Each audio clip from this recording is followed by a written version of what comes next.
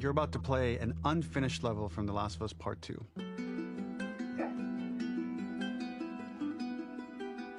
The reason we added this section is there are a few sequences, and we picked the 3 of the best ones, that we cut from the game. You know, often we build a game that's much bigger. So there's more than 3? The final product. I want everything. We're months away from being finished. Please, we wanted to give Neil. you an insight of what it's like when we built a game, because often we have this whole thing constructed and it doesn't have final art or audio or dialogue. And here you get to see the building blocks of what it's like when we first string a bunch of these levels together. This is the intro to the first deleted level, and this one is the roughest of the 3. We wanted to which will be included in the director's cut. Jackson operates. So this is the I'm festival joking. where Ellie ultimately kisses Dina. This sequence would have come very late in the game as a flashback sequence while you're in the farm with Dina. And we wanted to show what is the rest of Jackson doing, and wanted to put on the stick, make it interactive.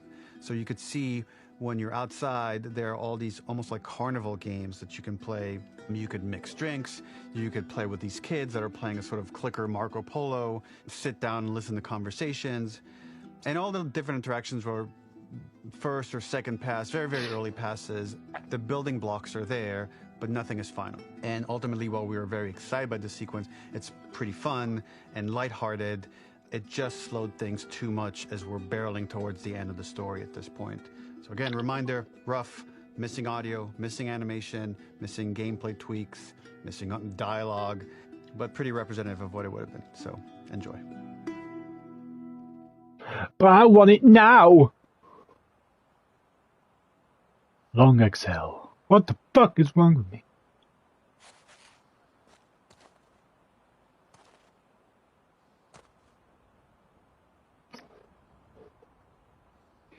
I tell you, if they do a director's cut after this now, I'm going to be pissed. Let's do this.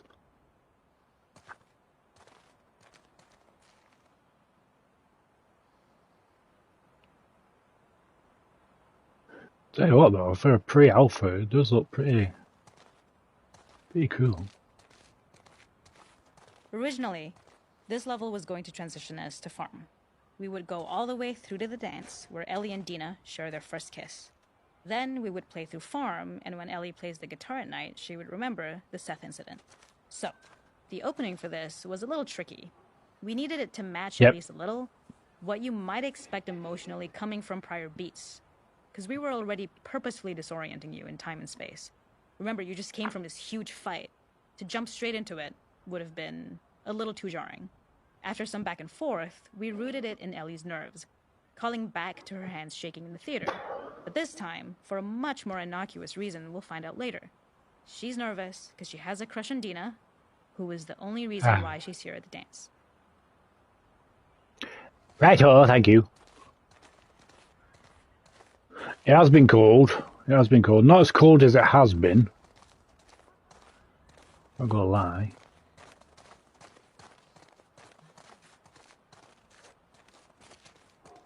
Get used to good controls again.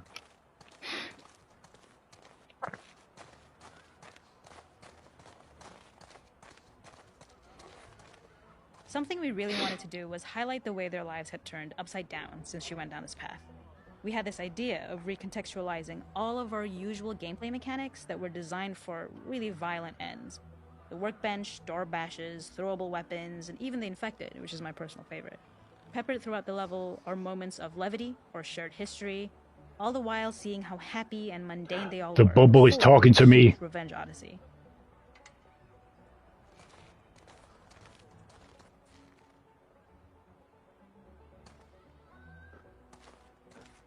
See, if I was like an indie developer, I just wish I'd had this skill here with the pre-alpha.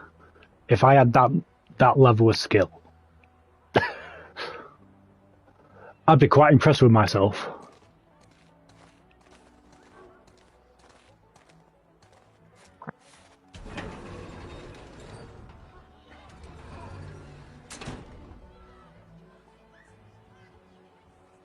Damn. Not gonna lie, it does look friggin' cool. Well, thank you. It is not a festival without one of these throwing games. This one, of course, uses our throwable system where you're often chucking explosive things or stunning things, but for a more wholesome purpose, although some people take this game really seriously. A fun aspect of this is if you did well, you could win a toy here. Ellie would place it in her pocket. If you had done this, you'd find the toy with JJ, the baby, later back at the farm. When we cut this, the toy made it through anyway because it was so cute. It is the same one you see on the tracker at the farm. Okay. Ollie the elephant. Obviously, you can see there are a couple of same character models there, but like I said. Hold L2. What the?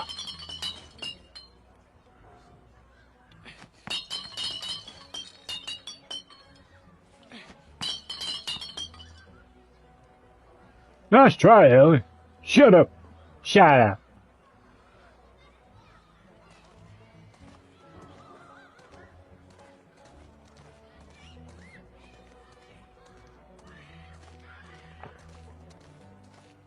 This is one of my favorite sections because I think that it achieves both the slice of life The aspect clicker of Jackson, game. while also being a stark reminder of how dark the world that they live in really is. To attract attention and curiosity, one of the kids was supposed to make this adorable, messed up little clicker impression, and the others would giggle. We tried a version where if you got close enough, the kid might try and follow you a little before turning back. Since clickers are blind and move by echolocation, for this game of messed up tag, Ellie must close her eyes and listen for when the children give themselves away. The thought was that these kids are in relative safety. They still grow up with the dangers of clickers and runners, and all those lessons would embed themselves in the games that they play. When the festival got cut, they tried to preserve this moment and move it to the front of the game where the snowball fight is, as a tutorial. However, being in the headspace of a clicker doesn't really teach you how to deal with them. Eventually, it evolved, and they instead made the snowball fight, which was, I think, way more effective. For me, it's character I can still see them doing that, Ellie know though. This game, she plays along. There's a familiarity with the kids that's really nice to see, especially because it's such a difference from the Ellie we see later, who has a sort of hollow normalcy that she's trying to get with JJ, but kind of fails. Okay.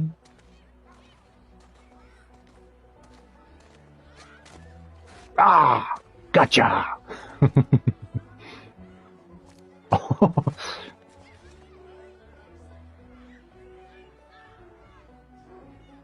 Oh, she died.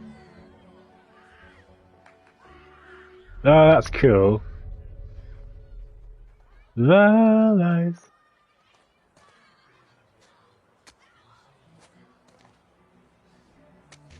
Yeah.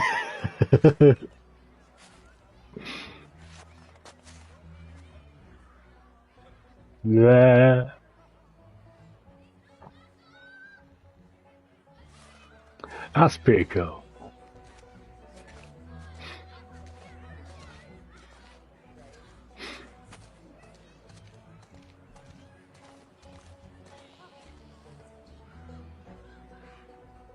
Ellie has turned. But yeah, I could definitely see the kids doing that. Definitely. The makeup artist is pretty simple. It's one of those little in-game scenes we peppered in to make it feel like Ellie had roots in the town.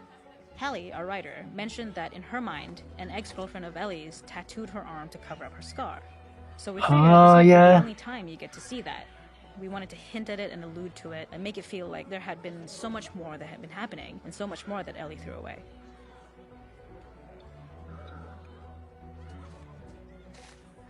Hey Ellie, come sit. Cat. So. How's that tattoo doing? It's fine. Does the job.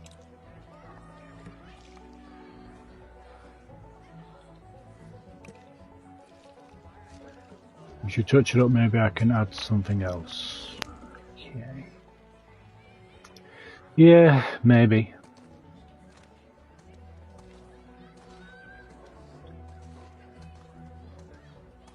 Yeah, we do know, like in the main game, at different stages of the story, you can, like with the tattoo, it's like just the outline, and further on in the story, it's like complete and whatnot. it's a pig. Oh, it's some pig. Oink. We use our workbench a lot to make a lot of things that kill and maim and hurt people. Here, we had the silly idea of using the same feel, harkening back to the same animations, using the exact same UI to instead fix a drink. Like the workbench, you could pick your base, and then you could add something to it. And at the time, we had some different reactions from Ellie based on how strong you chose to make the drink. Something we wanted to prototype, though, before it got cut, was picking up some ingredients around to add, like a lime or maybe a bottle of someone's favorite whiskey or salt, like you were earning upgrades. We also toyed with having Ellie carry around the drink you made and occasionally sip it, psyching herself up to go talk to Dina inside because she's nervous. It got too noodly though, because she would need to keep placing it somewhere before she did anything, so it would have ended up more trouble than it was worth. God damn it. What did you drink?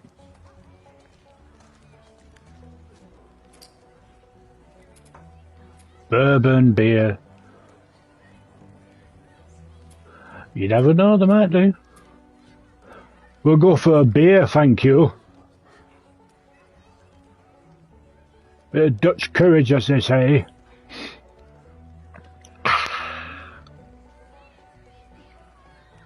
Refreshing. That was actually pretty good, boy. Even if I do say so myself.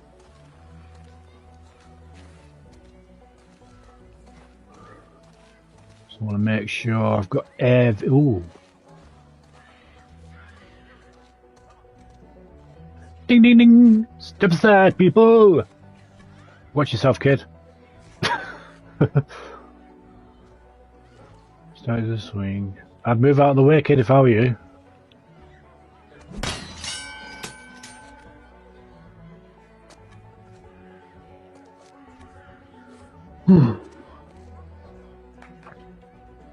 And that's how it's done.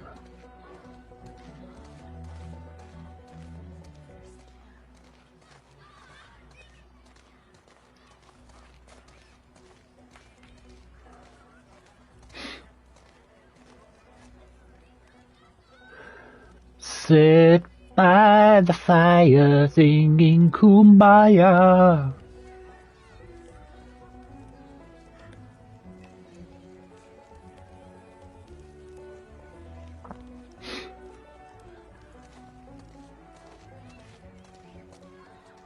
Kumbaya, my lord. There's a hidden spot at the back that was just a bit of fun. It was highlighting Jackson's normalcy with something we would find in a real world. In the back, you would find teenagers finding some alone time with each other in a dark corner of a party. It was rewarding the player for peeking into a hidden corner, but ultimately redirecting them back to the festival. We also had versions of them smoking weed here, despite Maria's consternation, probably having gotten it from Eugene. Don't do drugs.